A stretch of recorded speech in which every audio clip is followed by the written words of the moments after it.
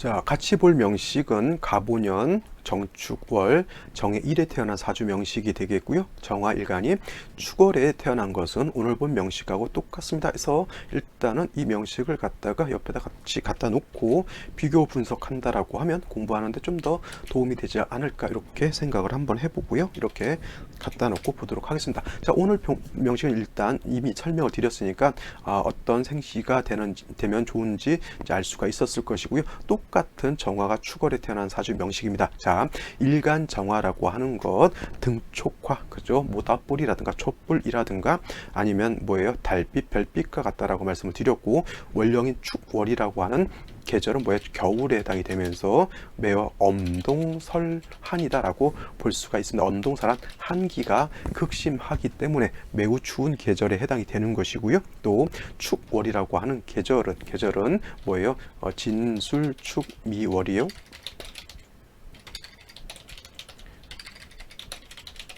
사계월이라고 했죠. 그래서 이 계절은 토왕절이다라고 하는 것 명심하라고 제가 말씀드렸습니다. 한 번에 벌써 이거 두 번 강조를 하는 것이기 때문에 두 번 듣게 되면 복습하는 효과가 있으리라고 생각되고, 자, 일단 정화가 축월에 태어나게 되면 일간 정화는 약하고요. 토인 축은 왕하다, 그러니까 세력을 얻게 되니까 뭐예요? 이거는 설기태과한, 설기태과 내지는 설기과다한 사주 명식이 되는 거예요. 설기과다하다 내지는 설기태과하다라고 하는 것은 뭐냐면, 사람도 이런 말 하면 식사 드시는 분 없겠죠? 설사를 하죠. 설사. 이 설자가 똑같은 설자를 써요. 뭐냐면 나의 어떤 것을 갖다 기운이라든가 뭔가를 이렇게 빼간다는 거예요.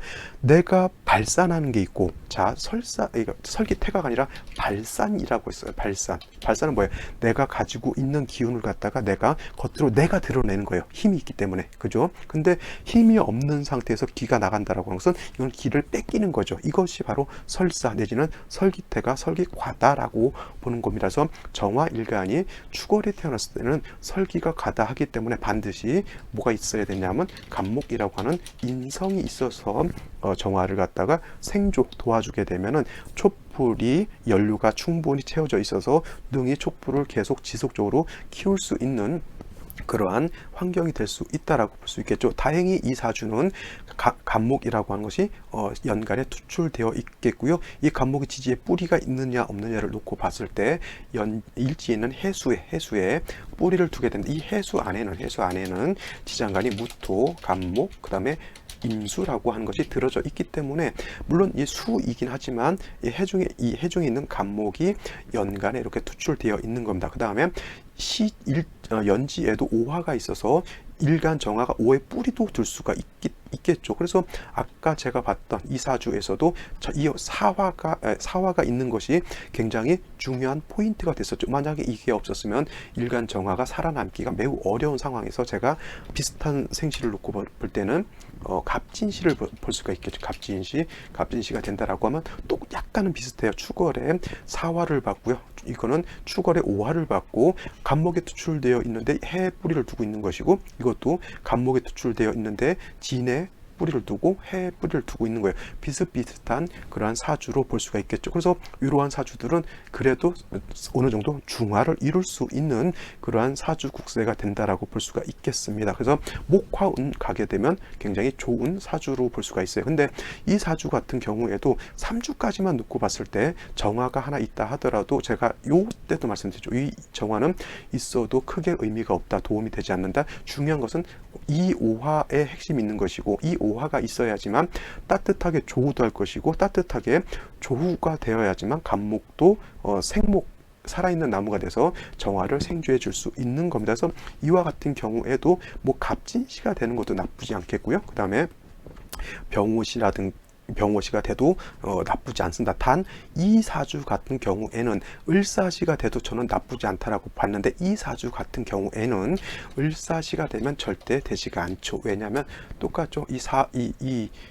이 사화가 들어올 때 해수가 있게 되면 이건 사해충이 돼버리기 때문에 을사가 되게 되면은 일지에 있는 배우자궁과 시지에 있는 내 자식궁이 충하게 되기 때문에 내 가정이 좀 불안해질 수 있다라고 하는 단점을 가지고 살게 됩니다. 그래서 대체적으로 일지와 시지가 충하는 생신은 좀 안 잡는 것이 좋다. 그래서 만약에 화를 얻고자 한다라고 하면 을사시보다는 병오시가 더 나을 것이다라고 볼 수가 있겠고, 나머지 무신기유시 같은 경우에도 이렇게 해서 좋은 생신은 아니다라고 볼 수가 있겠습니다. 자, 만약에 이 세아주가 신해시가 된다라고 하면 어떻게 되느냐? 자, 축월에 자, 물론 자수는 없다 하더라도 축월에 해수가 2개 있다라고 하면 이것도 방합인데 준방합이 형성이 되는 것이고요.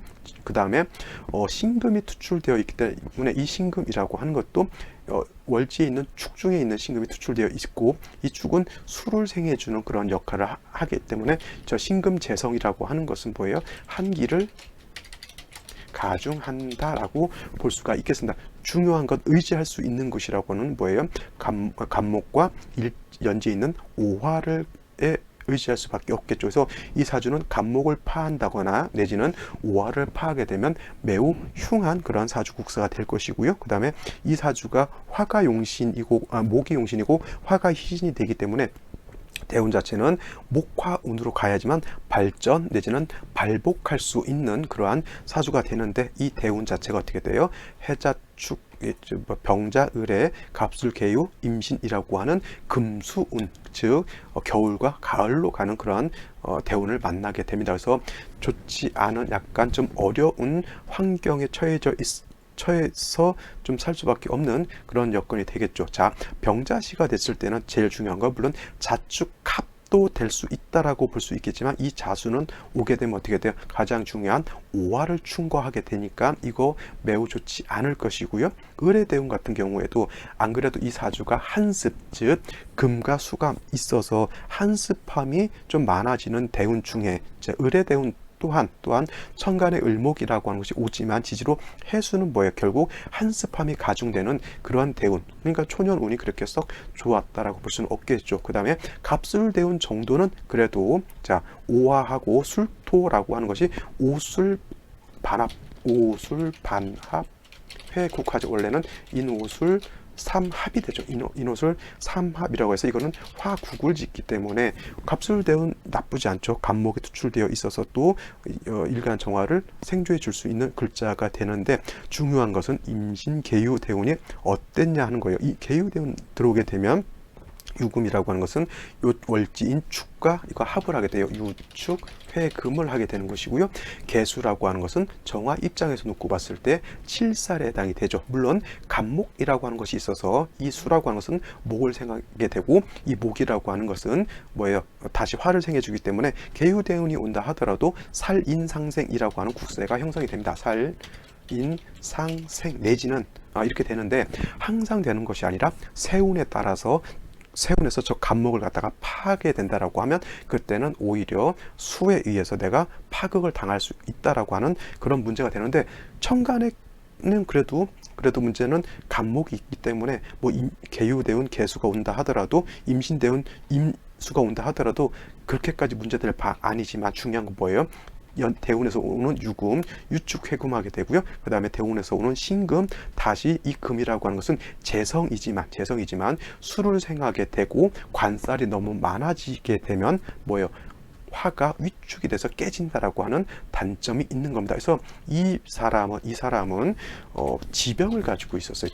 지병이라고 하는 건 뭐예요? 그냥 잠깐 아프고 마는 것이 아니라 오랜 동안 그 병을 가지고 오랫동안 앓고 왔다라고 하는 것이 바로 지병인 것이고요. 그 지병이 다른 바 아닌 폐암이었다라고 합니다. 그래서 오랫동안 이 폐 쪽에 문제가 있었는데, 이것이 이 원국 자체에서도 신금이라고 하는 것이 문제가 되는 중에 결국은 어떤 때 문제가 커졌냐면은 이 계유대운, 임신대운 중에 유대운, 신대운 때 금이 들어오게 되면 한습함이 더 가중되는 것이죠. 그래서 옛말에 어차피 축월이라고 하는 계절 자체가 매우 추운 계절인데 금이 있게 되면 더 추한기를 더 가중하게 되고 금이 이 대운에서 문제가 되다 보니 금이라고 하는 것은 뭐예요? 사람 신체에서 뭐 폐, 대장, 피부, 혈액 이런 것들에 해당이 되죠. 그래서 대체적으로 금이 문제인 사람들이 갑상선 수술 같은 것도 많이 하게 되고요. 폐에 문제가 있거나 피부병 질환, 특히 뭐 아토피성 피부염이라든가 이런 거 문제가 될 수도 있겠고 대장도 많이 안 좋아지는 그러한 현상이 나타나면서 대장암 같은 것, 특히 이 사주 같은 경우는 폐로 인해서 이제 발병이 된 것이고 정유년 정도 신미대운 정유년 중에 오랫동안 좀 앓다가 좀 결국은 좀 안 좋은 일을 당하신 것으로 이렇게 알고 있습니다. 그래서 이렇게 되면은 만약 이 사주가 이 금수운으로 가지 않았고 목화운으로 갔다라고 하면 크게 문제될 바는 아니었겠지만 안 그래도 한습이 가중되는 그런 사주에서 대운 자체도 이렇게 불순한 대운으로 행하다 보니 좀 건강상 이유로 인해서 좀 불축의 어떤 곤란한 함을 이게 당한 그런 사주로 볼 수가 있겠습니다. 그래서 사주 원국도 중요하지만 대운의 향배가 어떻게 되느냐가 굉장히 더 중요하다 볼 수가 있겠습니다. 조금만 버텼다라고 하면 이후 하대운으로 가기 때문에 괜찮았을 텐데 결국 오랜 동안의 어떤 집양으로 인해서 이제 체력이 많이 떨어지게 되면 좋은 운이 온다 하더라도 결국 몸이 버티지 못하면 뭐 어쩔 수 없는 것 같기도 합니다. 그래서 특히 또 정유년 같은 경우는 다시 또 금이 많아지게 되니 또 그 금으로 인해서 또 안 좋은 이런 상황을 당한 것 같습니다. 자, 오늘 비교 분석했던 사주, 그 다음에 오늘 봤던 사주 다시 한번 살펴보시기 바라고요. 저는 내일 또 찾아뵙도록 하겠습니다. 감사합니다.